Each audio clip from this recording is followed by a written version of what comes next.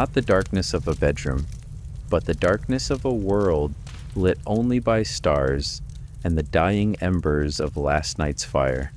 You feel the cold, first sharp and biting, because it is 10,000 years ago, and the last ice age has only just begun to loosen its grip on the earth. You are lying on a bed of dried grass and animal hide, wrapped in fur from an animal you helped kill months ago. Somewhere close, you hear the slow breathing of your family. This is your life now, and it is the only life you will ever know. You are born into a world with no cities, no writing, no metal tools, a world where the entire human population on Earth is smaller than a single modern city, maybe 5 million people, scattered across every continent except Antarctica, each small group holding on to survival one day at a time.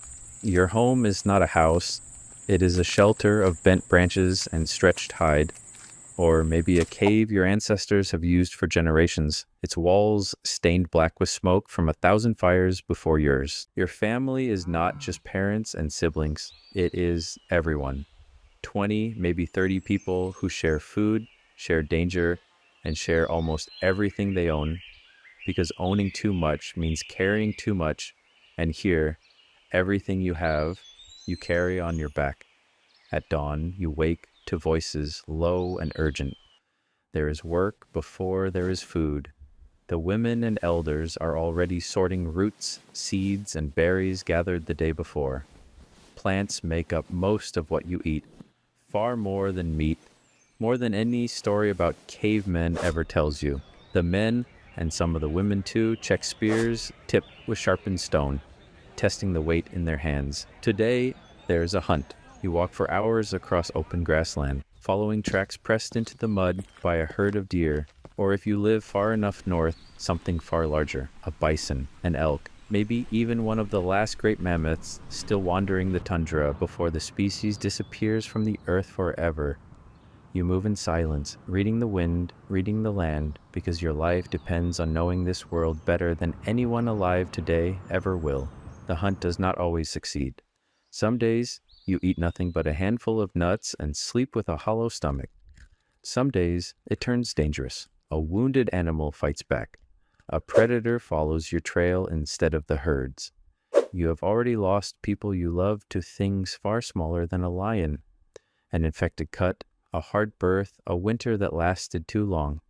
If you survive childhood and many around you do not, you might live to see 40, maybe 50 years. That would make you old. That would make you wise.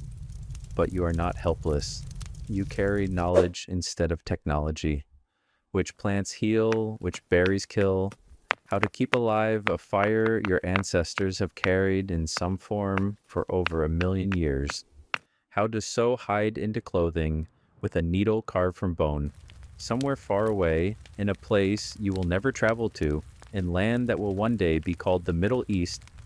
People like you are starting to do something new, planting seeds on purpose, staying in one place, raising the very first permanent structures the world has ever seen.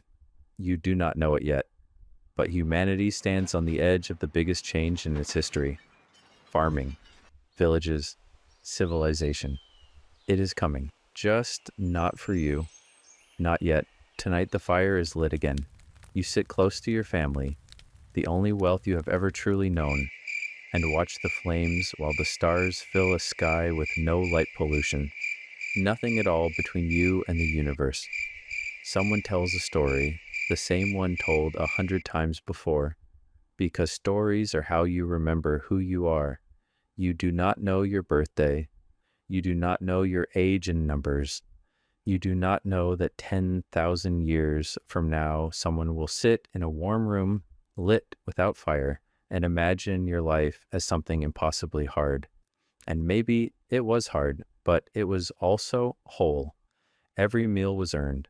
Every warm night was a small victory.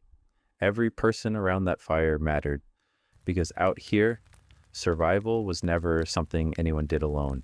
So the next time your lights flicker, or your phone dies, or dinner is a little late, remember the fire that never really went out. It is still burning somewhere inside you. It is the reason you exist at all.